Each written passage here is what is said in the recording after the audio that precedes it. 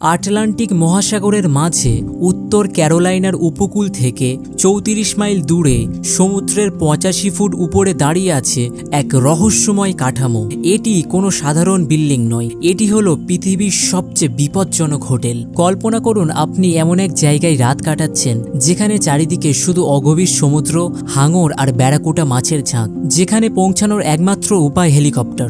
এই হোটেলে যারা থাকেন তাদের সবাইকে একটি দায় মুক্তির চুক্তি সই করতে হয়, যেই চুক্তিতে লেখা থাকে এখানে কিছু হলে আমরা দায়ী নই। কিন্তু এই ভয়ানক জায়গার পেছনে লুকিয়ে আছে এক অসাধারণ ইতিহাস। আজ আমরা জানবো সেই গল্প, যে কিভাবে একটি লাইট হাউস হয়ে উঠল পৃথিবীর সবচেয়ে বিপজ্জনক হোটেল। আমাদের গল্প শুরু হয় অনেক বছর আগে। উত্তর ক্যারোলাইনার উপকূলের এই অংশের নাম গ্রেভিয়ার্ড অব দ্য আটলান্টিক, আটলান্টিকের কবরস্থান।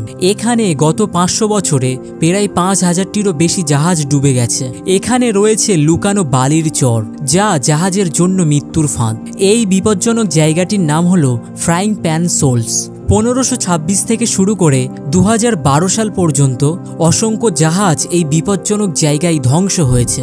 ১৮৫৪ সাল থেকে এই বিপজ্জনক এলাকায় জাহাজদের সতর্ক করার জন্য একটি লাইট শিপ নিয়োগ করা হয়, কিন্তু ঝড়ের সময় এই লাইট শিপ জাহাজগুলো বিপদে পড়ত।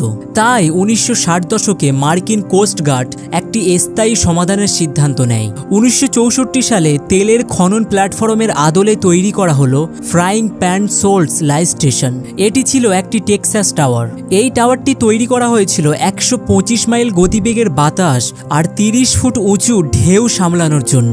এখানে ১৭ জন কোস্ট গার্ডের সদস্য বসবাস করতেন, যাদের কাজ ছিল লাইট হাউসটি চালু রাখা আর জাহাজদের নিরাপত্তার খোঁজ খবর নেওয়া। কিন্তু ১৯৭৯ সালে এই টাওয়ারটি অটোমেটিক হয়ে যায়, আর ২০০৪ সালে জিপিএস প্রযুক্তির কারণে এটি সম্পূর্ণ বন্ধ হয়ে যায়।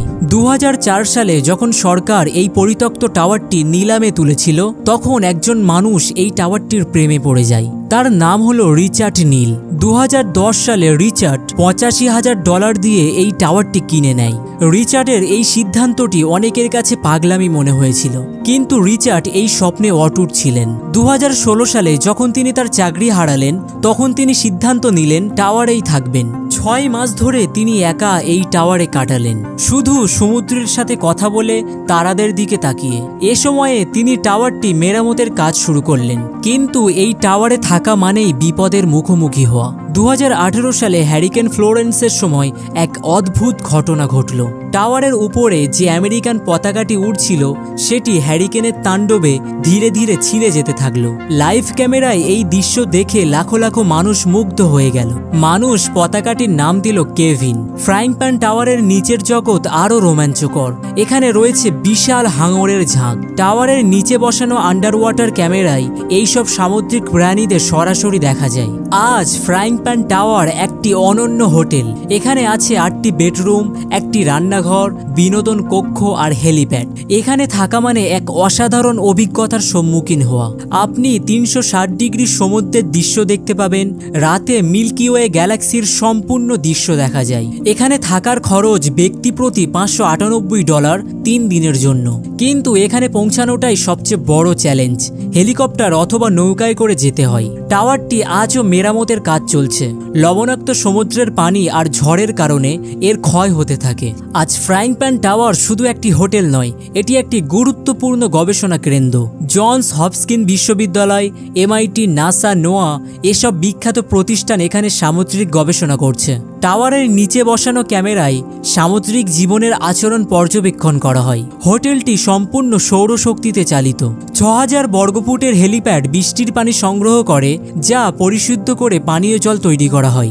এখানে হাই স্পিড ইন্টারনেটের ব্যবস্থাও রয়েছে, মাইক্রোওয়েভ রেডিওর মাধ্যমে।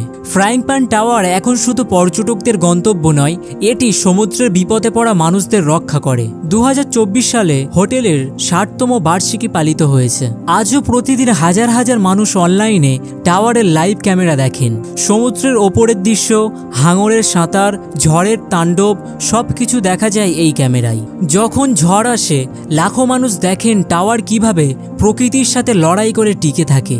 ফ্রাইং প্যান টাওয়ার আজ পৃথিবীর সবচেয়ে বিপজ্জনক হোটেল হিসেবে পরিচিত হলেও এর আসল পরিচয় মানুষের সাহস আর প্রকৃতির সাথে সংগ্রামের গল্প। একদিকে এটি একটি ঐতিহাসিক লাইট হাউস যা অসংখ্য জীবন রক্ষা করছে, অন্যদিকে এটি একজন স্বপ্নবাস মানুষের অদম্য ইচ্ছা শক্তির প্রমাণ। সমুদ্রের মাঝখানে 85 ফুট ওপরে দাঁড়িয়ে থাকা এই টাওয়ার আজও প্রমাণ করে চলেছে যে মানুষের ইচ্ছা শক্তি প্রকৃতির চেয়েও শক্তিশালী হতে পারে।